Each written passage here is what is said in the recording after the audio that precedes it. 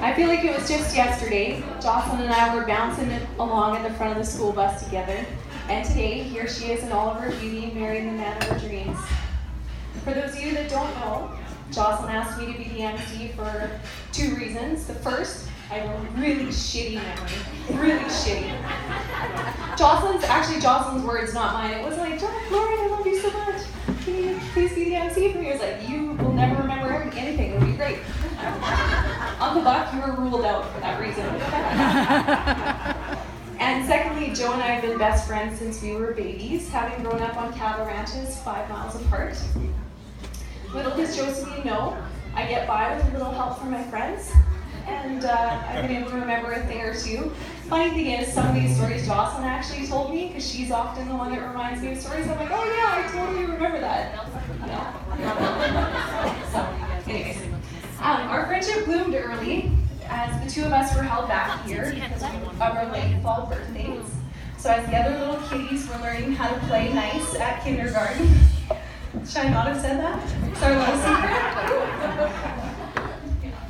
Yeah, cat's out of the bag. Joe and I were kicking it in the mud at each other's farms. Thinking back on it now, I'm kind of surprised Linda kept sending Jocelyn back to my place. We went through a plane in a 3-story, our 3-story house. We were playing on the roof. Linda wasn't very happy about that. Jocelyn still came back. I was thankful. Thanks, Linda. And the second reason Joe ended up in the hospital with pneumonia is we had a little too much fun playing in the puddles on the farm. Oopsies. We also used to run as fast as we could behind my Shetland pony, Silver. The Fisks would know Silver. Luckily, the 2 of us were never kicked in the baby maker. Everything was good, obviously. Did I say that out loud?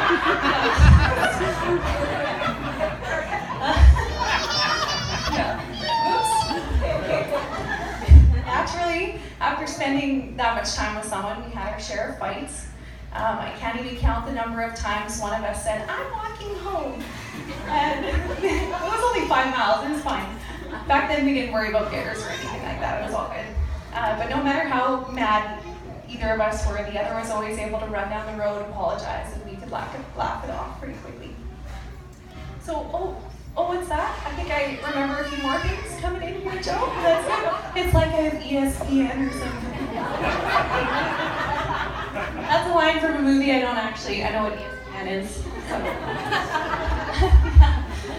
The first one is, I remember the first time Jocelyn and I got together to play, or one of the first times I can remember at least. I hid all of my favorite toys in the closet because I wanted to make sure she was as OCD as I was about my things.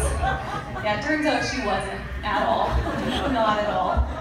It didn't matter if I lent her a toy or clothes, whatever. She always ended up with her food or juice or sunscreen. If you all know Joe, there's definitely sunscreen all over it.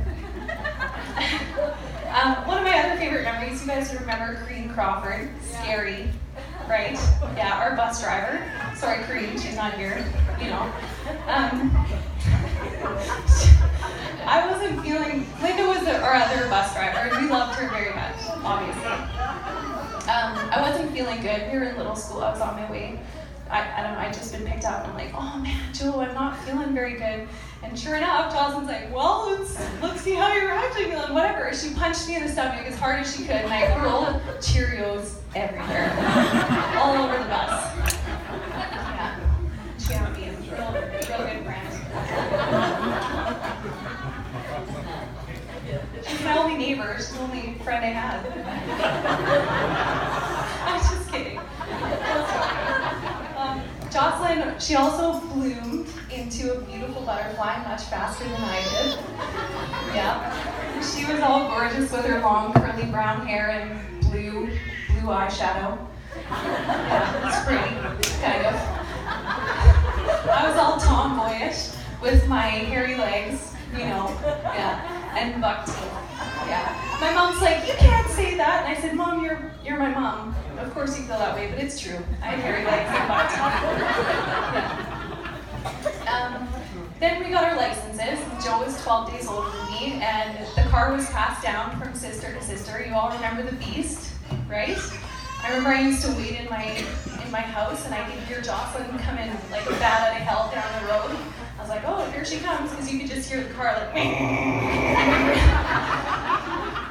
for miles. It was gross. But I appreciated the ride nonetheless. Joe, whatever happened to that car? What did happen to that car? Do you want to tell? You tell the story. It needed an oil change for years. Yeah. Shoot. What's the memo on that one? I also just want to say a shout out to Jocelyn. Thanks for dating all my high school crushes. That was good. Yeah, really took one for the team there. I loved living vicariously through your story. Oh, sorry, what was it like? Oh, yeah, it's good. That's how I picture it too. Kissing only. Sorry, Joe. I have 2 more stories. The first one, Jocelyn and I, she's the closest I've ever been to hitting another human. She'll admit the same, straight out. I was gonna give her a real solid left hook after the bar one night. But we made up over spilled Chinese food all over the floor of her really dirty university house. Dirty, like, had to be clean. Yeah. You know, classic university days, 2 hours to get ready for the bar, way too many shots, say some inappropriate things, do some flirting, lose your purse, do some more flirting, lose your jewelry, do a little more flirting, lose your shoes, call the cab, order the pizza in the cab, get home, pass out, miss the doorbell, pizza man's pissed. Wake up and do it all over again. Not the fighting. We didn't try and fight each other after that. I kind of wish that we had hit each other, like just a little one, just to see how it felt. Just to know, but whatever. Another one of my favorite stories about Joe is, for those of you that don't know, I mentioned earlier, I'm a little OCD. I like to take care of my things. If anyone knows my Uncle Tim or my dad, they've always got a pretty tight shop. Don't move the tools, whatever. Keep it clean, keep it tight. So I'm the same, and I love sleeping in my own bed, no matter what. If we're out and about, I have to go home to the farm, sleep in my own bed. Because you wake up rested. It's good for everybody, really. You've seen me grumpy. So one night, Jocelyn and I went out, had a little too much fun. We came home from the bar, and Jocelyn had a little session with the porcelain pony. The toilet. Yeah, okay. Yeah, she gave it a big hug. That was a good one. I should have put that in there. And I convinced her, I said, Joe, no, really, buddy, come on. Like, she's like, just get me a towel. I'm like, no, like, come to bed. Let's go to bed. We'll have a good sleep. It'll be great. So we go to bed. We talk about all that's wrong in this world and all the flirting we did that night. And we eventually pass out. And I'm like, oh, yeah. Having a good sleep. This is great. I love sleeping. I'm dreaming. I'm sleeping and dreaming. And dream is so real. I was like, you know when your dreams are so real, you can start to smell and feel things? So I was like, God, that smells funky. I don't know what this dream is about.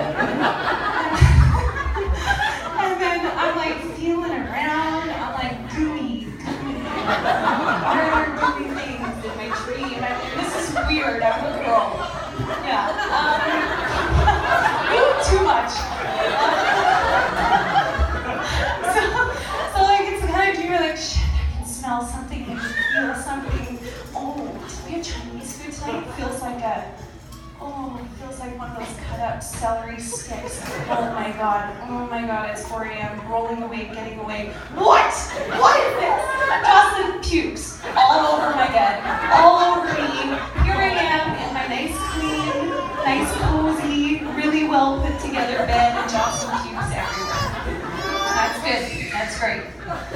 Love you, man. That's good. Yeah, gold stars. Whatever. You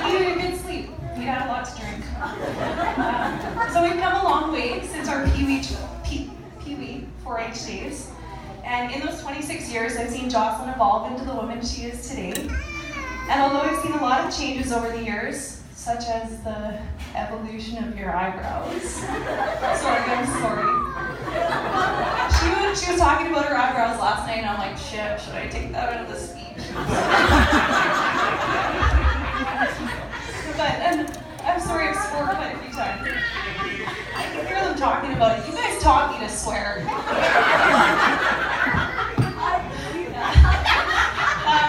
But there have been a number of things stay the same. Jocelyn is an incredibly hard worker and is always the first to offer to lend a hand. She's well known for being the first to volunteer and to help and offer a better way of doing things, which we appreciate. Her hardworking background came from her upbringing on the farm. Since we were kids, it wasn't uncommon for Jocelyn to stay home on a Saturday until cattle were done before meeting the rest of us in town or at the lake. I'd say the thing I admire most about Jo is how loyal she is. I can guarantee everyone in this room has experienced that side of Jocelyn one way or another. She will always be the first in your corner if you need a friend, and she bears the weight of the world on her shoulders if someone is in trouble without ever asking for anything in return, and that's just who Jo is.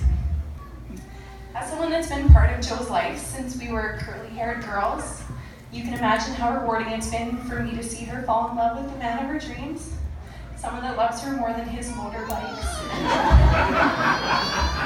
He's got a lot of motorbikes. One wife. Forever.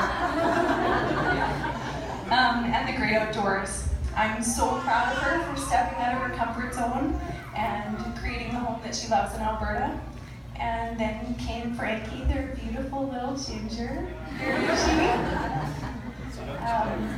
Jocelyn has always been a natural with kids, and she'll always be the first I go to when I bring my babies home from the hospital and I have absolutely no idea what to do with little critters.